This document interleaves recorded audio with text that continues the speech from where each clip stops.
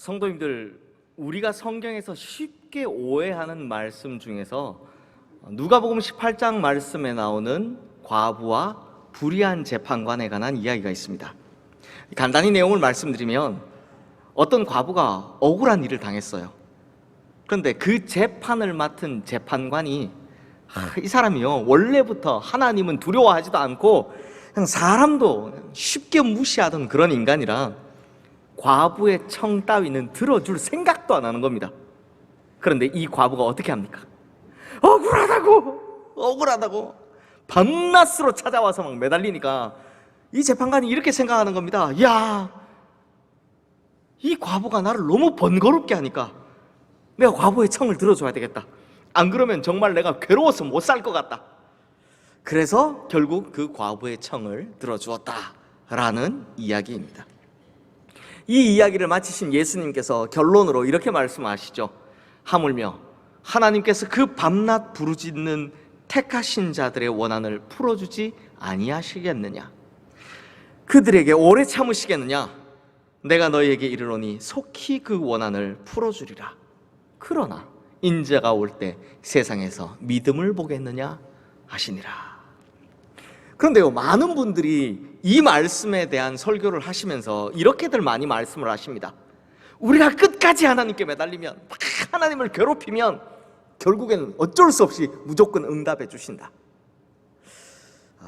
이 해석이요, 100% 틀렸다고 보기는 어렵지만 그래도 뭔가 원래의 의도에서는 약간 왜곡된 해석인 것 같습니다. 왜냐하면 예수님께서 이 이야기를 시작하시기 전에 이 비유를 말씀하시는 의도를 확실하게 이렇게 이야기를 해주셨거든요. 바로 항상 기도하고 낙심하지 말아야 할 것에 대한 비유다라는 겁니다. 그러므로 항상 기도하고 낙심하지 말아야 할 것이라는 이 말씀의 정확한 뜻은 기도할 때 어떻게 하라고요? 희망을 포기하지 말고 이루어질 것을 믿음으로 기다려야 한다는 것입니다. 즉, 이 말씀의 정확한 의미는 기다리라 라는 것입니다. 다만 그냥 기다리는 것이 아니라 희망을 포기하지 말고 이루어질 것을 믿음으로 기다리라 라는 것이죠. 그러다 보니 예수님께서 이 말씀을 하시면서 그 끝에 특이한 말씀을 하세요. 잘 나가다가 갑자기 이해할 수 없는 말씀. 그러나 인자가 올 때 세상에서 믿음을 보겠느냐 라고 반문을 하신대요. 이 말이 무슨 뜻이냐? 그만큼 믿음으로 기다리는 일, 쉽다 쉽지 않다, 쉽지 않다, 진짜 어려운 일이다 라는 겁니다. 그렇다면 성도님들, 기도한다라는 것, 우리 흔히 기도한다 말 잘하잖아요. 이건 무슨 의미를 가지고 있는 말입니까? 기도한다는 것은요, 여전히 믿고 있다는 뜻입니다. 아직도 기도한다 라는 것은 아직도 희망을 포기하지 않았다라는 겁니다. 보면요, 희망이 사라지면 더 이상 기도하지 않습니다. 해보셔서 아시잖아요. 안 될 것 같으면 기도하지 않습니다. 하지만 희망이 남아있다면, 그래도 가능하다면 계속해서 기도를 하게 되죠. 그러므로 지속적인 기도는 결국 믿음의 표현인 것입니다. 즉, 믿음이 있는 사람은 내 힘으로도 어느 누구로도 그 어떤 것으로도 해결할 수 없는 어려운 문제를 만났을 때 절망하지 않고 또 하나님의 뜻이 이루어지길 기다리며 기도하는 사람이 믿음의 사람이다 라는 것입니다. 바로 이것이 세상 사람들이 가지지 못한 하나님을 믿는 성도들만의 독특한 지혜인 것이죠. 그래서 성경 안에 지혜로운 사람들을 보면요, 기도할 때요, 이 문제가 얼마나 어려운가 이걸 별로 고민하지 않습니다. 지금 내 앞에 닥친 이 문제가 얼마나 힘들고 어려운가 이거 별로 고민하지 않습니다. 이 사람들은 오로지 기도할 때 이것이 하나님의 뜻에 합당한가 아닌가 이것만 고민합니다. 왜냐하니 아무리 어렵든 아무리 힘들든 하나님의 뜻에 합당하다면 그 어떤 문제도 쉽게 자동적으로 하나님께서 해결하실 것을 잘 알고 믿고 있기 때문입니다. 마찬가지로 이제 오늘 본문이죠. 예루살렘으로 돌아간 자신의 민족들이 엄청난 고생을 하고 있을 뿐만 아니라 쌓아 올렸던 성벽은 다 무너졌으며 그래서 자기 동족들이 소망을 잃고 주저앉아 울고 있다라는 소식을 들은 느헤미야가 가장 먼저 한 일이 뭐였다고요? 기도였습니다. 그것이 우리가 본 느헤미야 1장이죠. 느헤미야 1장이 다 기도로 된 것은 느헤미야가 이 소식을 듣고 가장 먼저 한 것이 기도였다는 것입니다. 느헤미야 역시 지혜로운 사람이었거든요. 즉 느헤미야가 기도부터 시작한 것은 이 문제는 자기의 힘으로 극복할 수 없다라는 한계를 정확히 알았기 때문이고, 또 한편으로는 하나님만이 이 문제를 해결하실 수 있다는 것을 믿었기 때문이다라는 겁니다. 그리고 지난주에 우리가 보았듯이 느헤미야가 예루살렘의 소식을 들은 것이 아닥사스다 제20년 기슬루월, 현재의 달력으로 하면 12월경이었고요. 오늘 본문의 사건은 아닥사스다 왕 제20년 니산월, 현재 달력으로 하면 4월경입니다. 그래서 4개월 정도 지났다라고 말씀을 드렸었죠. 그러니까 이 말은요, 느헤미야가 조국을 위해 기도하기 시작한 지 4개월 정도 되었다라는 말입니다. 즉 느헤미야는 희망을 잃지 않고 이루어질 것을 믿음으로 계속해서 기도하고 있었다라는 거죠. 근데 성도님들, 이쯤 되면 우리가 이런 생각을 좀 할 수 있습니다. 이런 질문을 합니다. 아니, 하나님께서 모든 걸 다 아시는 하나님이시라면서요. 그러면 느헤미야의 믿음도 하나님께서 다 아실 거 아닙니까? 또 하나님은 중심을 보신다면서요. 그렇게 중심을 보시는 하나님이시라면 느헤미야의 중심도, 그 간절함도 이미 다 아셨을 텐데 왜 굳이 4개월을 기다리게 하시냐? 즉시로 응답하면 좋잖냐? 자기 민족도 좋고 느헤미야의 기도 응답도 되고 즉시로 하면 되지 않냐? 라는 생각을 하게 됩니다. 이것은 우리의 질문이기도 하죠. 하나님께서는 내 믿음도 아시고 내 중심도 아시고 내 간절함도 아시고 내 다급함도 이미 다 알고 계실 텐데 왜 당장 응답하지 않으시고 굳이 기다리게 하시느냐라는 의문이 들기 마련입니다. 그렇죠? 그렇다면 성도님들, 그 대답으로 제가 이 비유를 한번 들어볼게요. 한 재벌이 있었답니다. 그리고 이 재벌에게는요, 아들이 하나 있었습니다. 그런데 이 아들의 마음은 아버지의 유산, 아버지께서 내게 물려주실 유산이 얼마나 되는지, 그리고 이 아버지의 유산을 어떻게 하면 좀 빨리 상속을 받을 수 있는지, 이런 것에만 관심이 쏠려 있습니다. 티는 안 내지만, 그래서 입 밖으로 말은 안 하고 있지만 온통 관심이 어디에 쏠려 있다고요? 유산, 저거 언제 받지? 이거에만 쏠려 있다는 겁니다. 하지만 아버지는 어떻습니까? 유산이 얼마나 되는지 이건 아버지 관심이 없습니다. 아버지의 관심은 이 아들이 어떻게 되는지에 더 관심이 많습니다. 유산을 상속받는 것보다 유산을 상속받기에 합당한 자질을 갖추었는지, 많은 재물을 가지는 것보다 그렇게 많은 재물을 가질지라도 인격적으로 문제가 없을지, 이 아들의 성숙함에 더 관심을 가지고 있는 것이 아버지의 마음이죠.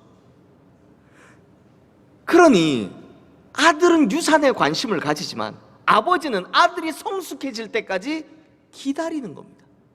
그냥 아들은 빨리 받으려고만 하지만 아버지는 기다리는 겁니다.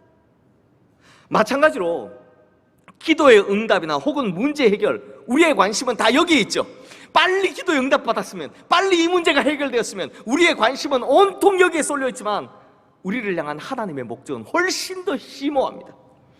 즉 하나님께서는 기다림이라는 걸 통해 우리의 성장을 바라시고 우리의 믿음의 무게가 더 늘어나길 바라시는 거죠. 그렇게 응답을 기다리며 기도하는 동안 우리의 믿음이 성장하고 우리의 인격은 날마다 주님을 닮아가도록 하는 것, 이렇게 성숙하는 것, 이것이 하나님 아버지의 목적이거든요. 자, 이해가 되십니까? 우리의 목적은 빨리 기도 응답이지만 하나님의 목적은 우리가 성숙하길 바라는 것이다 라는 겁니다. 그래서 앞서 본 항상 기도하고 낙심하지 말라라고 하신 예수님의 권면에도요, 이런 뜻이 담겨 있죠. 기다림이 길어진다고 해서 낙심하거나 주저앉지 말라고. 지금 하나님께서 너를 지켜보고 계시고 다루고 계신 거라고. 그래서 아마 많이 기다려야 할지도 모른다고. 하지만 네가 하나님 앞에 바르게 서는 날, 그날에는 하나님께서 그 긴 기다림이 헛되지 않도록, 지금까지의 그 기다림이 헛되지 않도록 반드시 갚아주실 것이다 라는 이런 의미가 담겨져 있는 것입니다. 이게 예수님의 권면이었던 것이죠.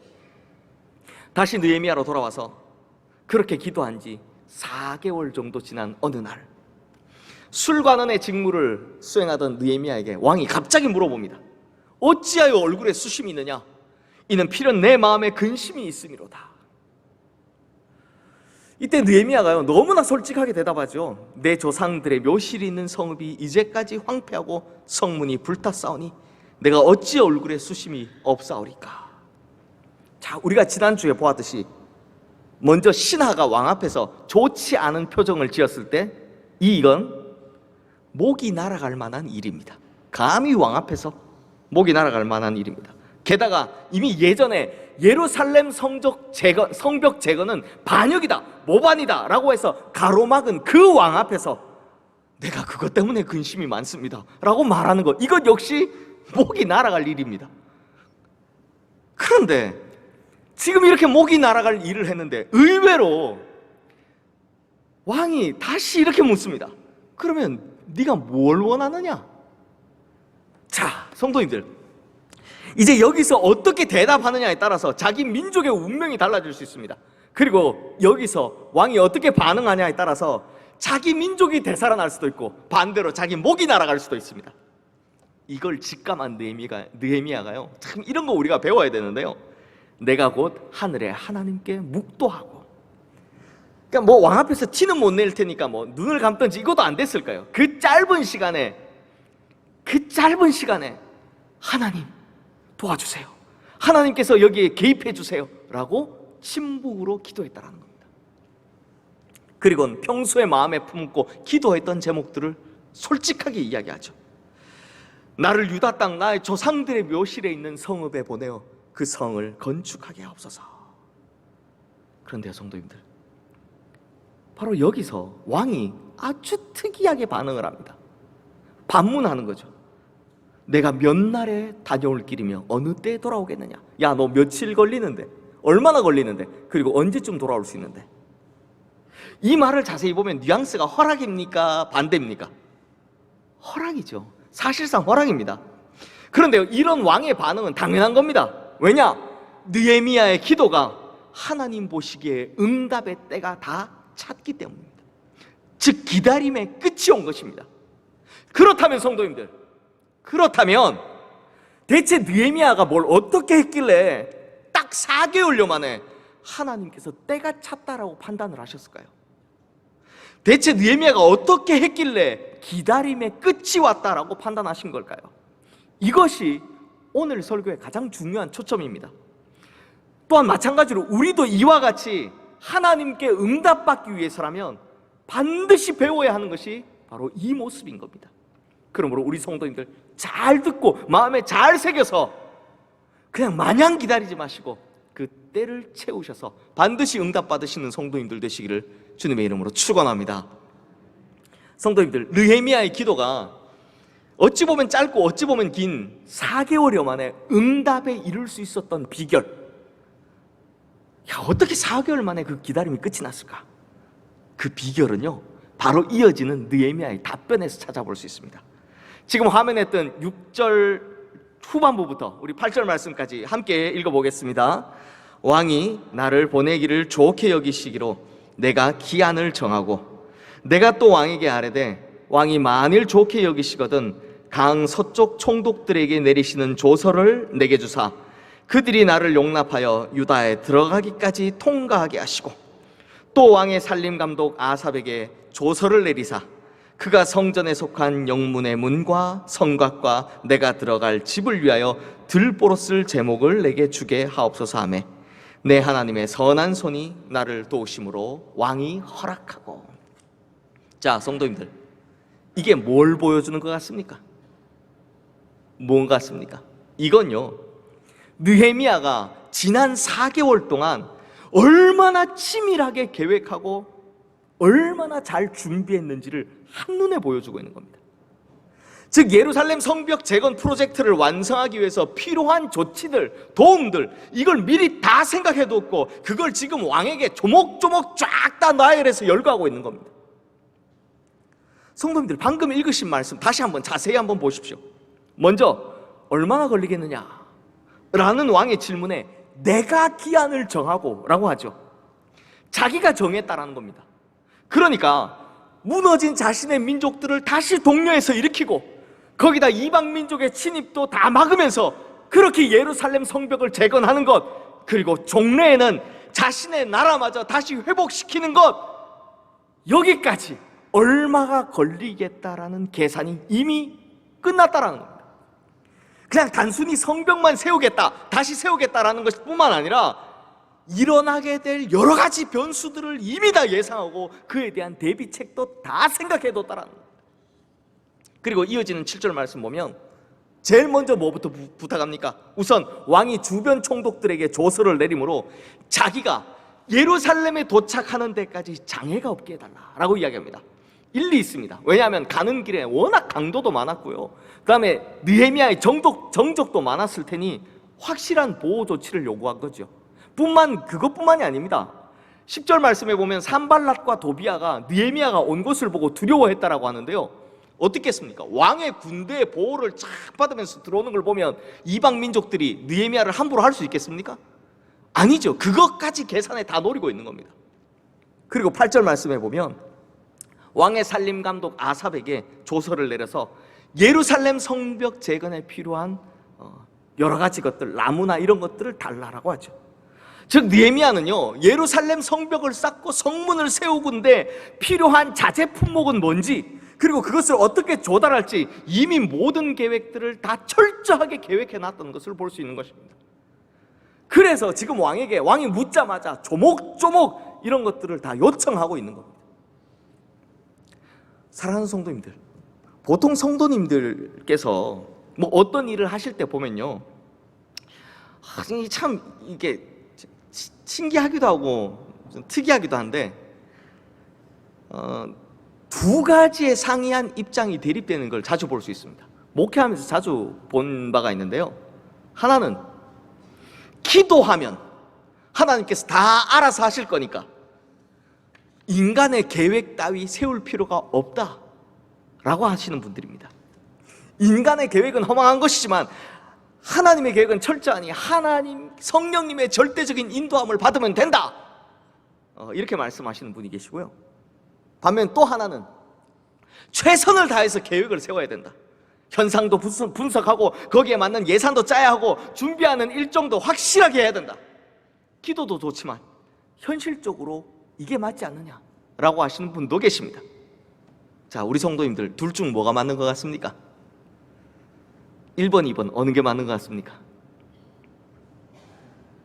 먼저 기도하면 하나님께서 다 알아서 하실 테니 계획을 세울 필요가 없다라고 하는 것은 상당히 믿음이 좋은 것처럼 보이죠. 그렇지만 실상은 극단적인 신비주의자들입니다. 그럼 반대로 기도도 좋지만 기도보다는 현실적인 계획을 잘 세우자라는 것은요, 이건 또 굉장히 합리적이고 효율적으로 보이지만 사실은 극단적인 이성의 근거를 둔 불신앙, 즉 무신론자입니다. 그러면 어떻게 해야 됩니까? 그럼 어떻게 해야 됩니까? 답은 느헤미야가 잘 보여주고 있잖아요.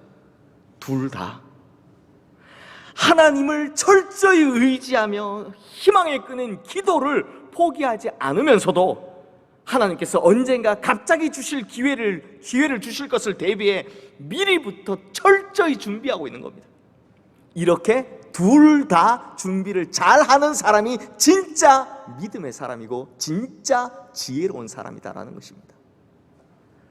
그런데요, 이게 준비 잘해야 된다, 기도로도 준비 잘하고 또 인간적인 계획으로도 준비 잘하고, 이거 다 당연한 줄 다 알면서 얼마나 잘 못하는지 진짜 잘 안 됩니다. 그래서 제가 이 시간 우픈 이야기를 하나 해드릴게요. 우픈 무슨 뜻인지 아시죠? 웃기고도 슬픈 이야기 하나 해드릴게요. 우리나라 봄철 되면 가뭄이 잘 오죠. 비가 안 올 때가 많지 않습니까? 그래서 어느 봄철 가뭄이 극심해지자 어느 교회에서요, 이 나라와 민족을 위해서 우리 다 함께 모여 비가 오게 해달라고 기도를 합시다 라고 주장을 해서 그때부터 철야 기도회를 시작했다고 합니다. 그런데 놀랍게도 그 철야 기도회를 시작하는 날 하나님께서 그 기도에 즉시로 응답을 하셔서 그날 밤요 진짜 일기예보에도 없던 비가 막 주룩주룩 내리기 시작하는 겁니다. 누가 들어와서 기도회 한참 하는데 비가 옵니다 라고 이야기하니까 막 다들 상기된 얼굴로 할렐루야 아멘, 하나님 우리의 기도를 들어주셨군요, 하나님 우리의 기도에 응답해 주셔서 감사합니다, 하나님 진짜로 살아계셨습니다. 막 난리가 났습니다. 난리가 나겠죠. 응? 그 기도 시작하자마자 온 나라에 비가 온다니까.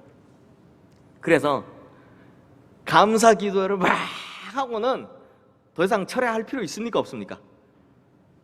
철회할 필요 있어 없어요? 없잖아요. 비 오는데 왜 기도를 더 합니까? 그 즉시로 그냥 철야 기도를 딱 끝냈습니다.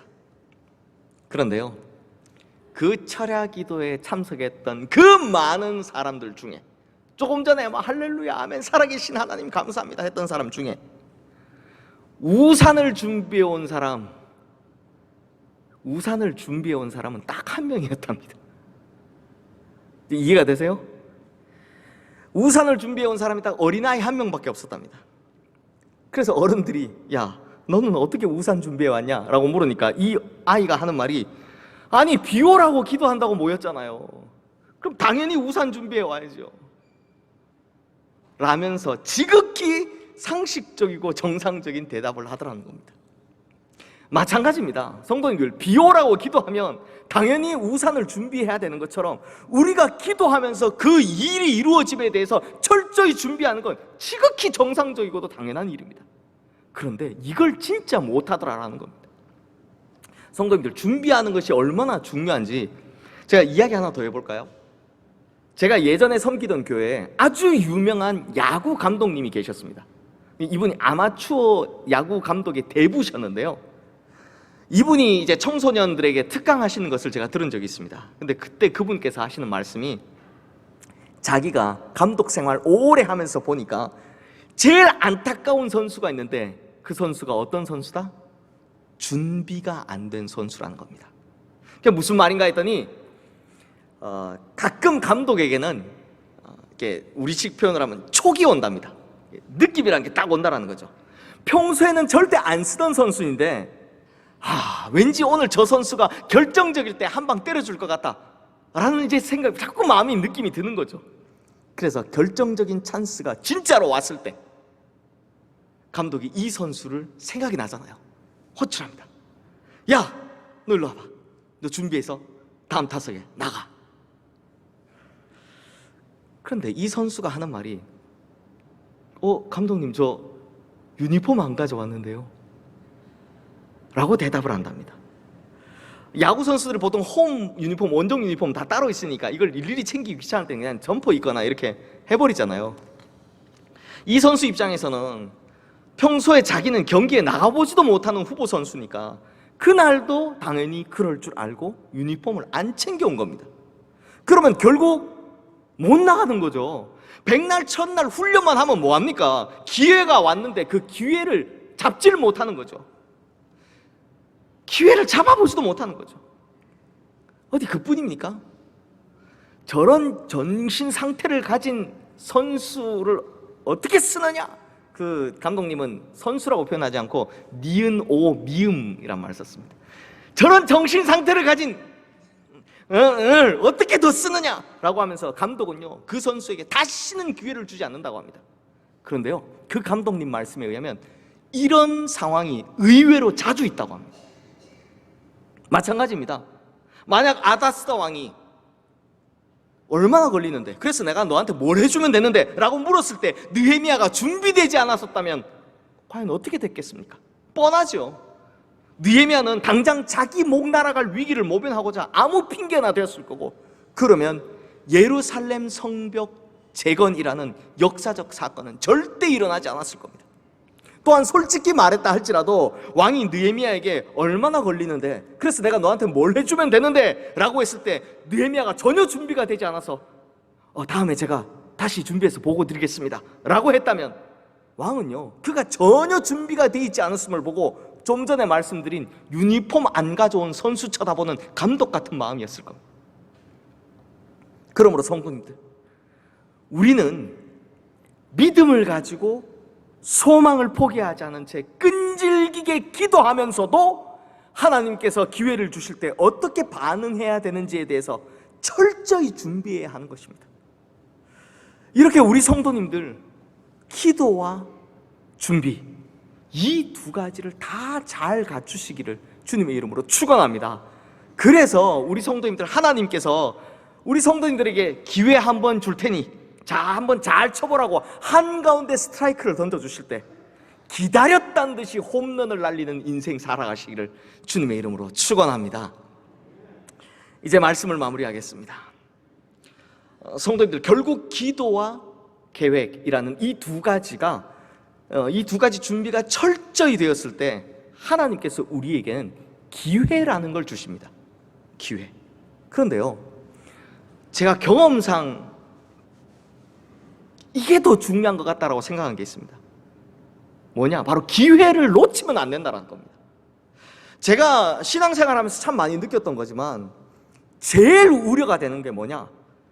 기도도 잘하고 준비도 잘하고 그렇게 기다리는데 이 기다림이 길어지다 보면 어느 순간부터 그냥 막연해지기 시작하는 겁니다. 계속 기다리다 보니 점점 무감각해지기 시작하는 겁니다. 그래서 정작 기회가 찾아왔는데 어떻게 된다? 무감각해져서 그냥 모르고 지나가 버리게 되더라라는 겁니다. 의외로 이런 경우가 많다라는 겁니다. 그러므로 성도님들, 우리의 기다림은요, 막연한 기다림이 아니라 기회를 찾는 기다림이 되어야 하는 것입니다.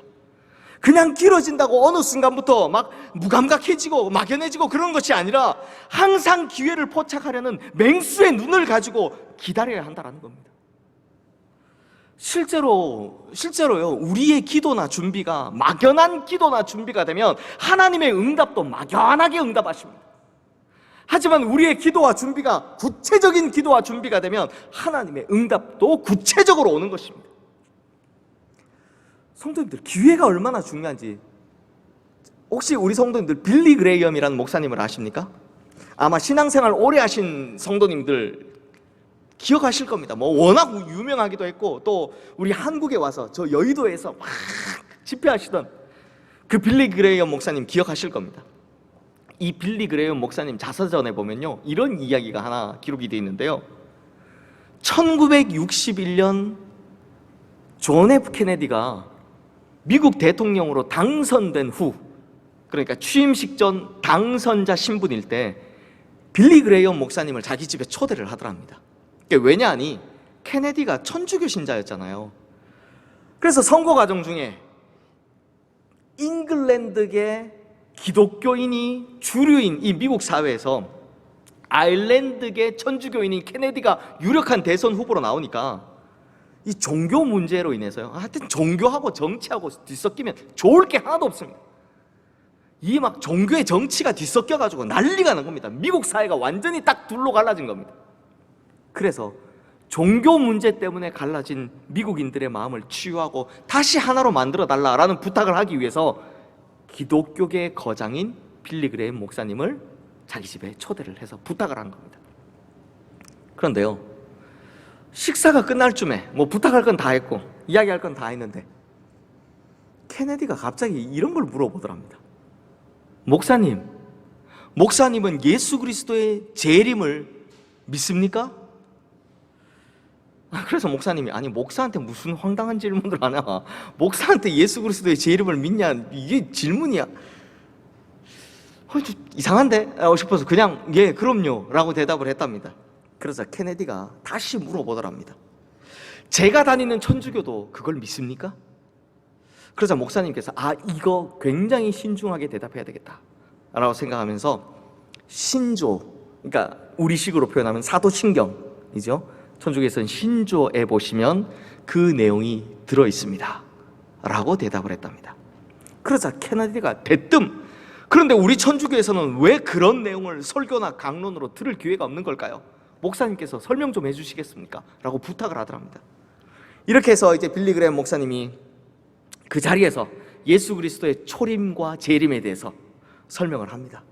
예수 그리스도의 초림은 인간의 죄의 문제를 해결하고 우리의 새로운 삶을 위해 예수님께서 십자가에 못 박혀 죽으시고 부활하시기 위해서 오신 것이었고, 예수 그리스도의 재림은 구원받지 못한 인류의 심판과 구원받은 백성의 천국의 완성을 위해서 오시는 거다. 그리고 재림 때 비로소 인류의 진정한 평화가 찾아올 것이다. 왜냐하면 케네디가 평화에 대해서 굉장히 관심이 많았거든요. 재림 때 인류의 진정한 평화가 찾아올 것이다 라고 설명을 해줬답니다. 그러자 목사님의 이야기를 들은 이 케네디가요, 매우 의미심장한 표정을 지으면서 이렇게 말을 하더랍니다. 목사님, 나중에 다시 한번 자세히 들어보고 싶습니다. 그러고는 케네디를 만날 일이 없다가 한 3년 정도 지난 후에 국가조찬 기도회에서 다시 케네디와 조우할 기회가 있었다고 합니다. 이때도 케네디 대통령이요, 빌리 그레이엄 목사님을 찾아와서 할 말이 있다면서 백악관에서 따로 좀 만날 수 있게 시간 좀 내주십시오라고 부탁을 하더랍니다. 그런데요, 당시에 감기에 걸리셨던 목사님이 이 대통령에게 감기 옮기면 안 되잖아요. 그래서 대통령에게 감기 옮길까봐 다음에 기회를 주십시오라고 거절을 했답니다.